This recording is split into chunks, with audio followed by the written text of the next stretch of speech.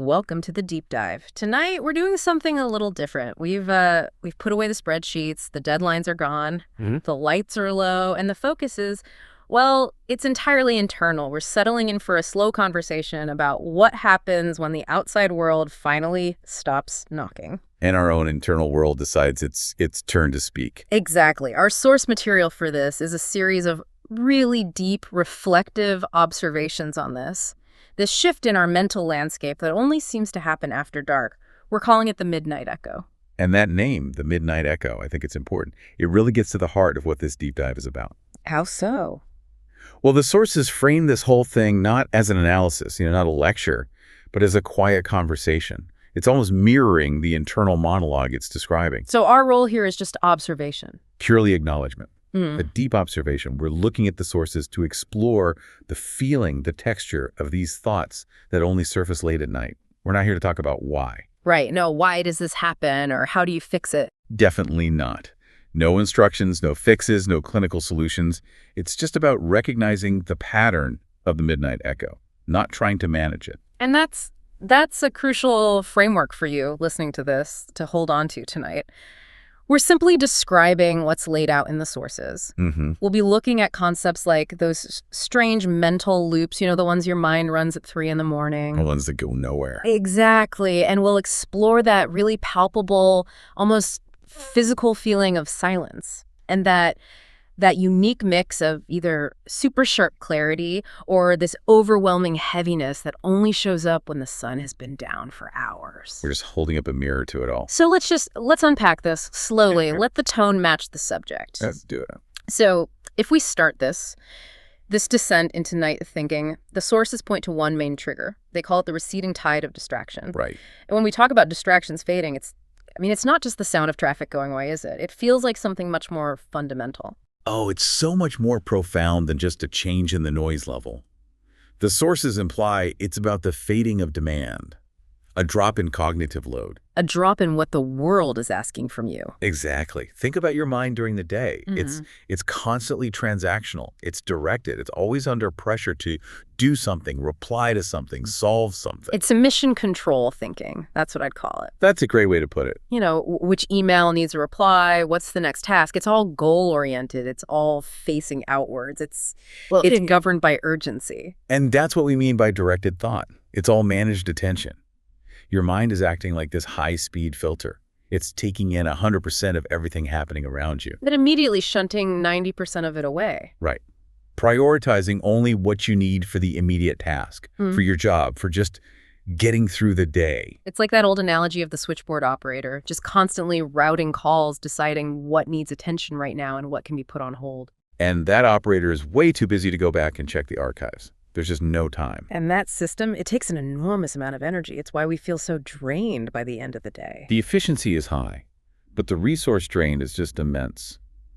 But then, once the external world quiets down, when the screens go dark, the notifications stop. The switchboard just closes for the night. It does.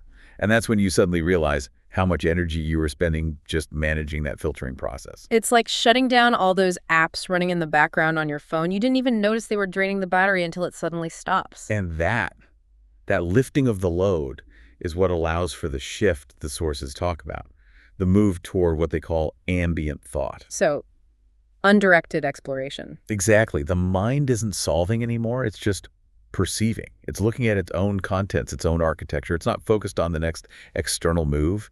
It's focused on the texture of its own unedited state. The mind sort of gets a recess, a break from being the CEO of your day. A very needed break.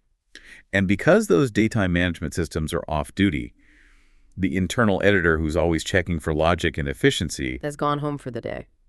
The thoughts that come up are the ones that the daytime mind labeled as, irrelevant, too complicated, or just not worth the time when a deadline was looming. It's like the backlog from the subconscious finally gets its turn in the spotlight. And that leads us right into this idea of the differential in thought behavior, the real difference between daytime thinking and nighttime thinking. It's not just about speed, is it? No, it's a change in the whole methodology. Daytime thinking is, by necessity, high speed and efficient. You have to be quick. You have to be decisive. And the cost of that speed is often depth. It skims the surface. It treats thoughts like data points that just need to be processed and filed. Exactly. But nighttime thinking, the sources observe, is slow. And crucially, it's less efficient in that it doesn't lead to a direct action. It can spend hours on one tiny, insignificant detail. Yes.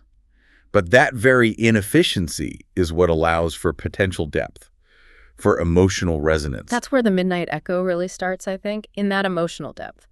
Daytime thinking might just register an emotion like, I'm stressed about this project, and then immediately jump to solving the project. Right, neutralizing the emotion through action. But nighttime thinking, it just allows the mind to sit with the feeling, to examine its shape where it came from, without that immediate rush to fix it.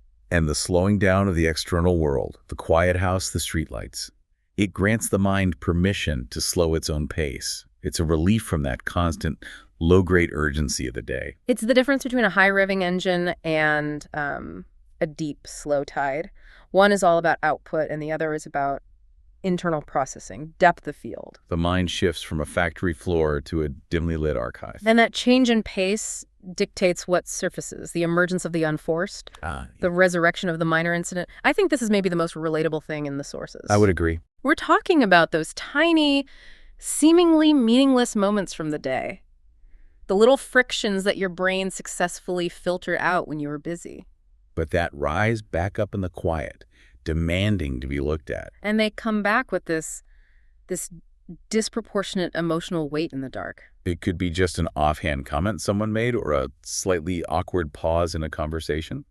During the day, your brain just goes, irrelevant, moving on. But at night, the filter is gone, and the mind insists on reopening that file. It's always the minor thing, isn't it? Not the big failure or the big success. Right. Why is that? I think it's because the big things, they got processed, they were dealt with. The minor incident is like that little grain of sand the mind didn't quite manage to polish away during the day. And now it insists. It's demanding psychological closure for something that has absolutely no practical need for it. Why are you replaying for the 10th time what you said to the person in the coffee shop 12 hours ago? Because the mind, with nothing new coming in, finds that unresolved psychological friction compelling.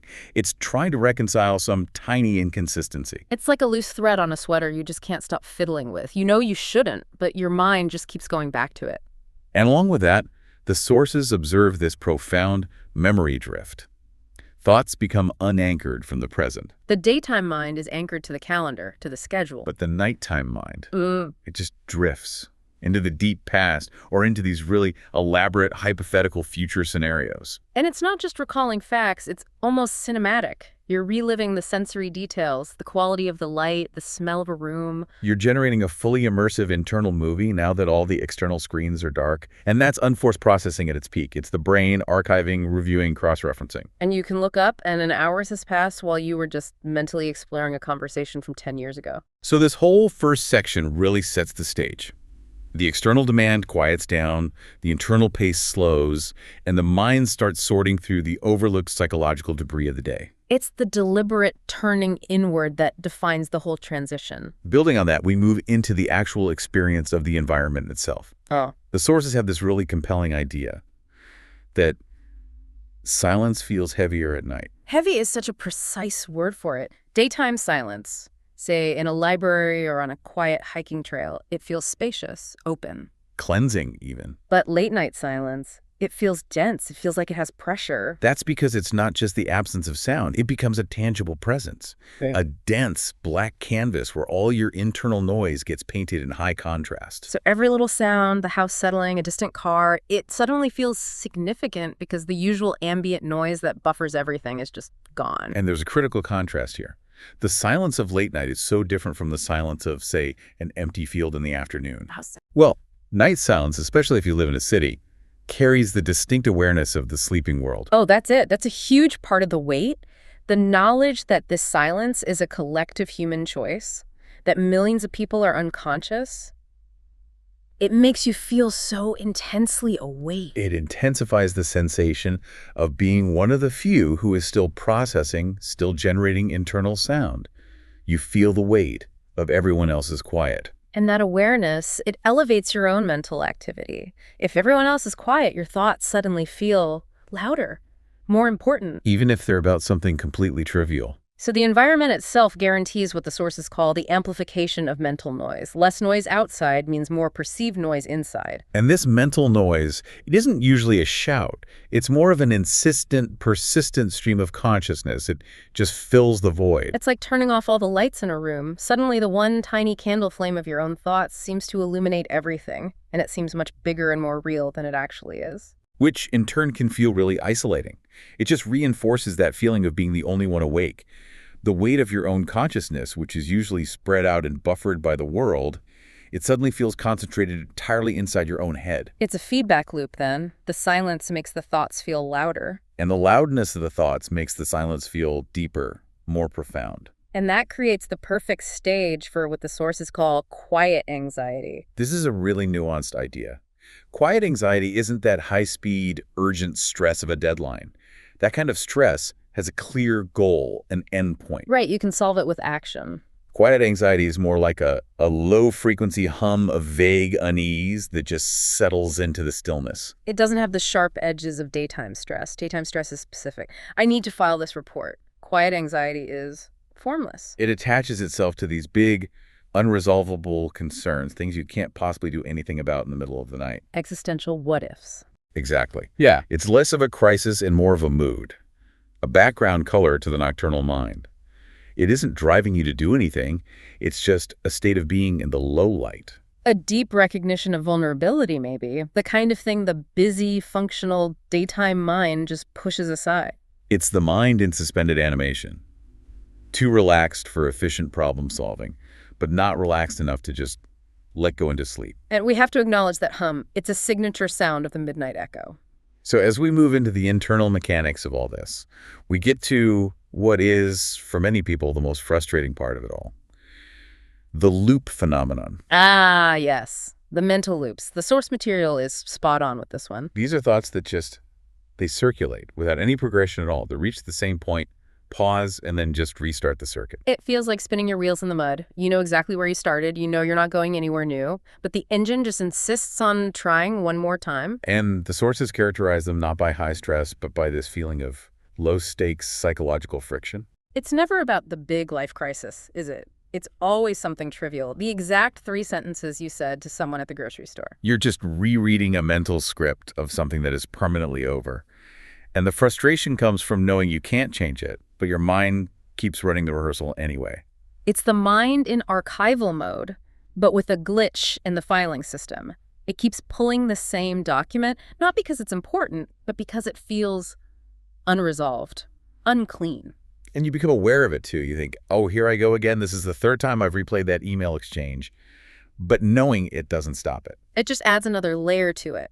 Now you're observing yourself being stuck. And while the mind is doing that, it's also taking this inventory of unfinished business. The two things are often connected. Right. The loops are frequently about the unfinished business. And again, it's rarely the big regrets. It's the small cognitive loose ends. The reply that wasn't quite perfect, the chore left half done. Or an idea you had that got interrupted by a phone call and you never finished the thought. And these little things have this strange psychological demand. They insist on being acknowledged, categorized right now at 3 in the morning when it's completely impossible to do anything about them. It's the mind's hidden administrative function, trying to clean up the day's messy paperwork. And all of this, the looping, the inventory, it leads to this critical feature, the complete lack of resolution. Nighttime thoughts are observed, they're reviewed, but they are very rarely solved. They just exist in the low light. The environment itself makes action impossible. You can't send the email, you can't have the conversation, so the mind is restricted purely to internal review. So the thought process becomes an exercise in just acknowledgement, not engineering a solution. During the day, a thought without a practical outcome feels like a waste of energy. At night, a thought that exists just for its own sake is completely permissible. It's a mental holding pattern over a dark, silent airport. The files remain open, waiting for daylight. Which brings us to our final section, and this remarkable dichotomy the nighttime mind presents. Right. The paradoxical nighttime mind. The sources talk about how it oscillates with no logic between strange clarity or heaviness. And this is really the core of the midnight echo, isn't it?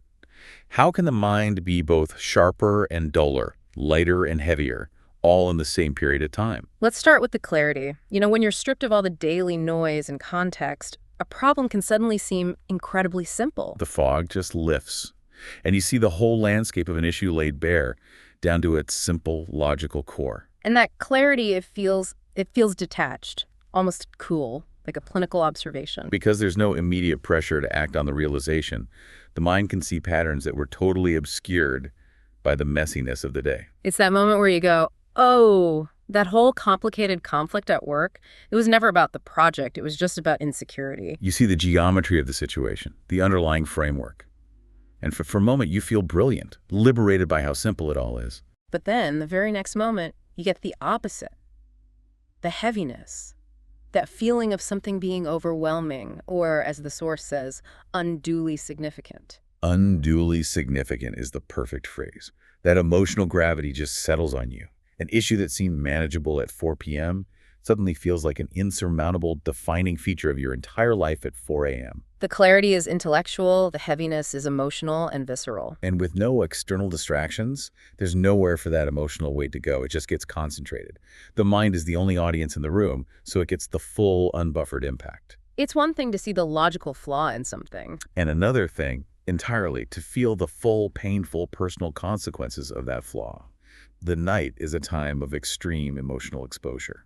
And this whole internal state is set against the quiet external world, which creates that profound feeling of separation, of being awake while the world sleeps. It's an intense awareness of being a sole, singular consciousness watching this mass shutdown of activity. The world has gone into a collective sleep mode, and you're not part of that rhythm. You feel like you're outside of time, in a way. Your hour is slower, quieter, operating on a different clock than the rest of society. And that separation fosters this incredibly intimate relationship with your own thoughts. Because there's no social filter, no need for them to be corrected or explained. They are thoughts for you and you alone. Raw, unedited self-reportage. That forced intimacy with the self is a hallmark of the midnight echo. You're the curator, the audience, the critic, and the subject, all at once. And tying all this together is the mood of the whole thing, as the sources describe it. Low light, late hours, steady, quiet, and unforced. That mental state is so deeply connected to the physical environment. The dark room, the steady temperature, the lack of bright, contrasting things to look at or listen to. That environment isn't passive. It actively encourages this drifting observational state we've been talking about. The sensory input is so low that the internal landscape becomes the dominant reality. The midnight echo only plays when the external theater is dark. Yes. And this whole deep dive really has just been about listening closely to that echo, acknowledging its texture. The difference between the rushed, functional current of the day and the slow, deep, intimate tide of the night. It's a psychological space that exists simply because the world is asleep. It is a unique time, isn't it? A time when the brain, freed from running the world, turns all of its power inward, observing its own small dramas, its own unfinished files. And that internal noise, amplified by the heavy silence, it rarely seeks a resolution.